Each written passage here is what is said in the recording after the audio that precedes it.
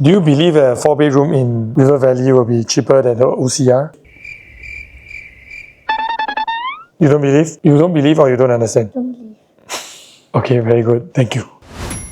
Guys, today I'm wearing black color. Why? Because there were multiple developers pressing the button for the launch day, and we're talking about none other than Canberra Residences and as well as the RiverGreen, which we'll be previewing in a few days' time. It has been in this phenomenon where by second half of 2025 there will be a record number of new launches, and developers are actually trying to come in to gain the market share first before the buyer pool is actually gone. Especially when the URA just announced a 4th of July cooling measure, increasing seller's stamp duty to 60% of 4 years. So this actually triggers developer to a bit panic, you hope. The actual truth is they are trying to capture market share lah. So today, the project I'm going to talk about is not other than RiverGreen. Now before we go into the video, just some interesting information. If you have followed the news, right, when this plot of land was being acquired by Wing Tai, it was understood that this development can actually build 380 units. But however, based on the latest news, there are total 534 units instead of 380 units. So where did all these units come from? Make sure you stay until the end because we'll be sharing with you why. Do you believe a 4-bedroom in River Valley will be cheaper than the OCR?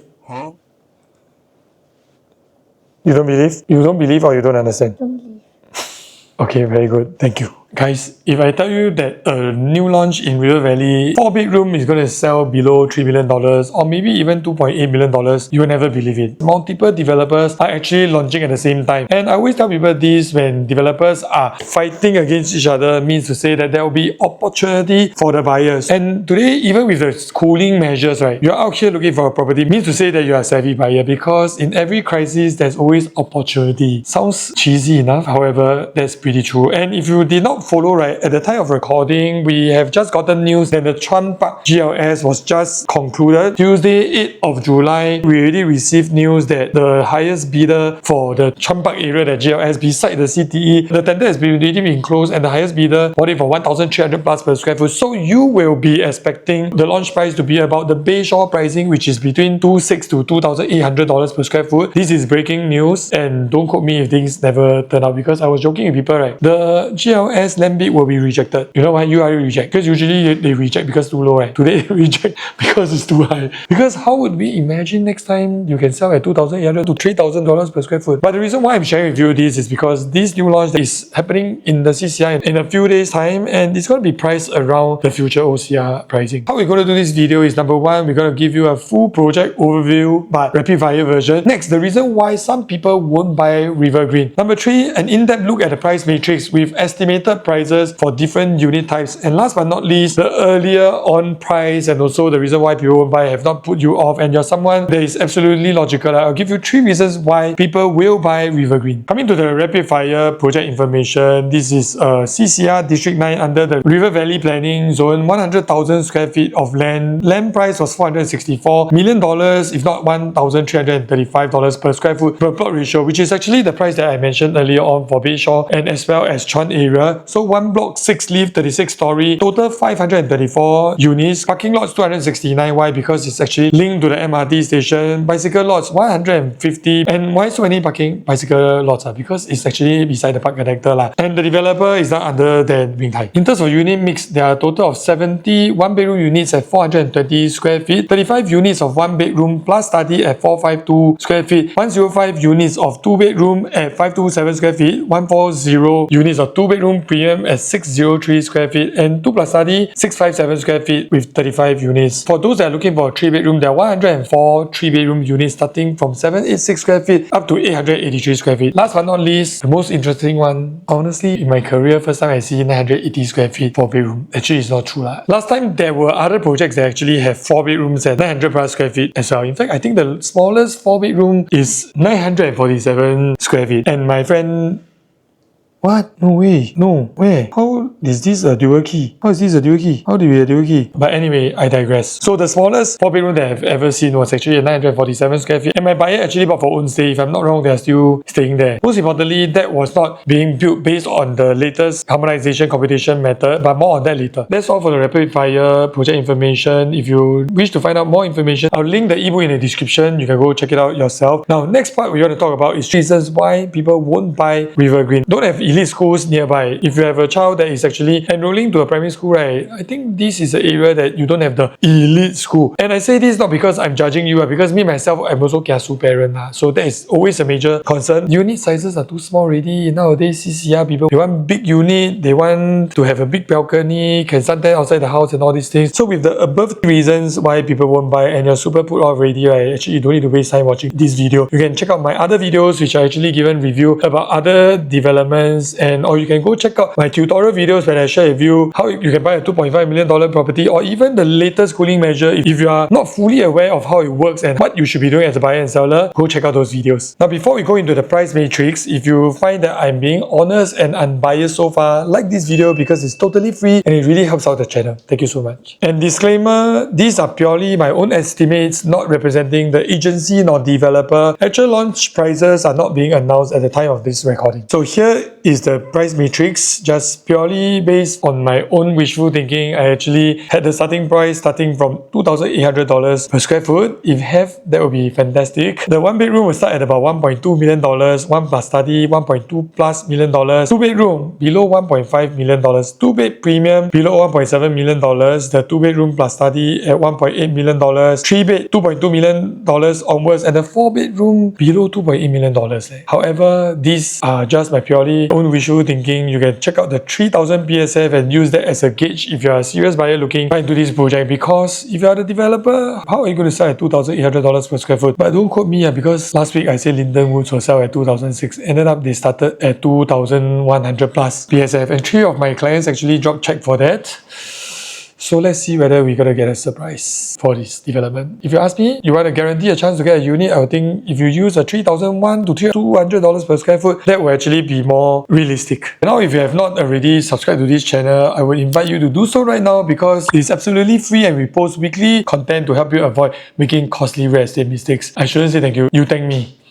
And I'm not even joking, because here I am giving you free content and I still need to thank you for subscribing to the channel. What has this world become? But just click here to subscribe. Thank you. In conclusion, looking at the pricing, all I can say is RiverGreen is not going to be a cheap development, and it shouldn't be cheap because it's a CCR Lux project. But remember, price is what you pay, value is what you get. Which brings me to my next part, the key reasons why people will buy RiverGreen. Now when it comes to buying a property, there's not just whether you like it or not, is the location familiar or not, or is the developer somebody you like or not. So all these, if you ask me, are more on the emotional factors. And is it important? Yes. It's about taking a holistic approach to determine whether is it a good entry or not. And I have these couple of factors over here.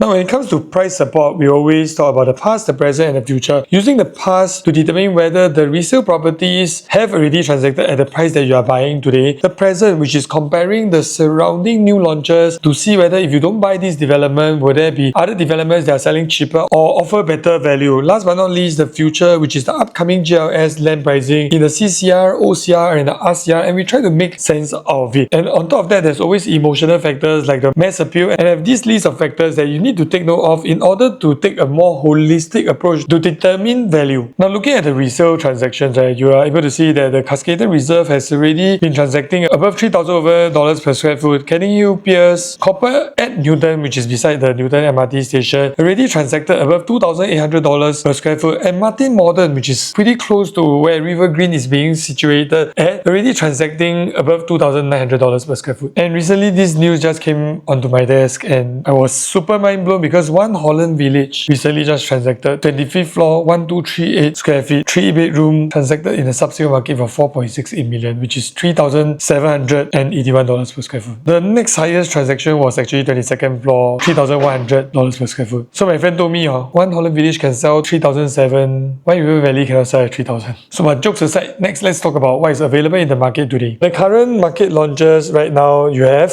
can you read? Onion Square Residence. And this? One Marina Garden. And this? Layer Blue. Okay, can you read this again? Onion Square Residence. And Marina Gardens. Layer Blue. Read this again? Onion Square Residence. It's Union Square Residence. How much is it? Onion Square Residence. How much is it? $3200. This one? It doesn't say $3.20. It's $3,200 per square foot. For Union Square Residences, One Marina Gardens at $3,000 per square foot, and Mayor Blue in District 15 is already transacting $3,200 per square foot. However, that's freehold. These are current launches in the market. So $3,200 per square foot is correct. However, the highest transacted was already past $3,700 per square foot. And looking at the future upcoming supply and benchmark setter, right? We all know that the Peak at Promenade will be launching very, very soon, and it's a 63-story development, meaning to say that you'll push prices as high as $3,000 plus to $4,000 per square foot. That will effectively bring up the prices of the Asia region, actually just across the road. And why I say that it will likely be crossing $4,000 per square foot, the highest, is because River has already transacted $3,700 per square foot. So for the Peak at Promenade being even higher floor, right? Can it sell at 4,000 BSF? Can? And what? Can it sell at $4,000 per square foot? I don't understand. Don't understand? Yeah. Next, in terms of mass appeal, I think this area is really a very livable place because it's 1 minute walk to the Great Wall MRT, and it's actually connected to the shopping mall. If you walk through the MRT, surrounded by amenities, shops, restaurants, so during the weekend you have no lack of places to go. It's close to Great Wall City Valley, and it's within 1 km to primary school. But all emotions aside, the most important thing today is definitely the quantum. Why? Because I just did a check using my app, and I tried to find 4-bedroom for sale under $4 million in District 9 itself, and I only found one unit, which is Canehill 9. And now if I try to filter based on $5 million and I run a search, you only have Orchard Scotts, which was built in year 2007. Price is $3.8 million. Canehill 9, actually there's very limited supply of 4-bedroom for sale in the CCR. Inspira 4-bedroom, $4.48 million, $2,800 per square foot. Tribeca $4.5 million, $2,500 per square foot. Copper and Newton $4.5 million. So long story short, what I'm trying to share with you here is today, looking at the entry quantum of what RiverGreen is offering at below $3 million, right, I would think that this 4-bedroom is something will provide quite massive value. Why? Because earlier on we mentioned my friend actually bought a 3 residences, right? Look at all the 4-bedrooms over here. All of them are profitable, and this is not even a large project, and most of the units are facing the MR3 track. And 900 over square feet, right? Actually, this caters to a group of people that actually need more rooms. However, they don't need such a big floor plate. And the 3-bedrooms will also be offering quite unique value proposition, because if you are expecting it to be launching at about $3,000 per square foot, it should start about $2.2 over million. So if you run a check on $3 million asking price, TOP 2005, latest District 9 condo sale, 3-bedroom, you will see, of course, a lot of small projects which are 42 units, 45 units. Usually these are not the kind of units that you will want to enter in for the investment. Copper and Newton 3-bedroom unit starts at about $2.2 million up to about $3 million. PSF $2,400 to $3,000 per square foot. Sophia Hills up to about $2.9 million. Average PSF about $2,400 per square foot. And what I'm trying to say over here is that actually this kind of entry quantum, right, if you're looking for a brand new development, I can safely say that there isn't a lot of competition in the market when you wish to exit, because somebody that has a budget for a 2-bedroom can always choose to go for a slightly bigger 3-bedroom and then knock down one of the room to convert it into a bigger 2-bedroom. Because for RiverGreen, early on I promised you at the end I'll share with you more information. This development is not built under PPVC. That means certain walls can be taken down to enlarge the spaces. And as promised, right, why this development is able to build 500 over units, not the 300 over units, is because this actually fall under the central area zoning, whereby they do not need to fulfill the 85 square meters per unit. So the total number of units increase because these fall under the central zoning, similar to places like Marina Gardens and whatnot. Just to add on to the earlier mentioned future upcoming GLS, Bayshore is going to be 2006-2007. Chuan is potentially going to be another $2,800 to $3,000 per square foot. If this period you're able to buy a 3-bedroom or a 4-bedroom at similar PSF as Chuan or Bayshore, right, do you think that it's a safe investment, be it for own stay or for investment? Let me know inside the comment. So if you wish to find out more or get my advice on what you should be doing, this is my number. Feel free to reach out to me. Like, comment, subscribe, turn on notification bell, because we post weekly real estate videos like this. Thanks for watching to the end, and I'll see you at the next week's video. Bye.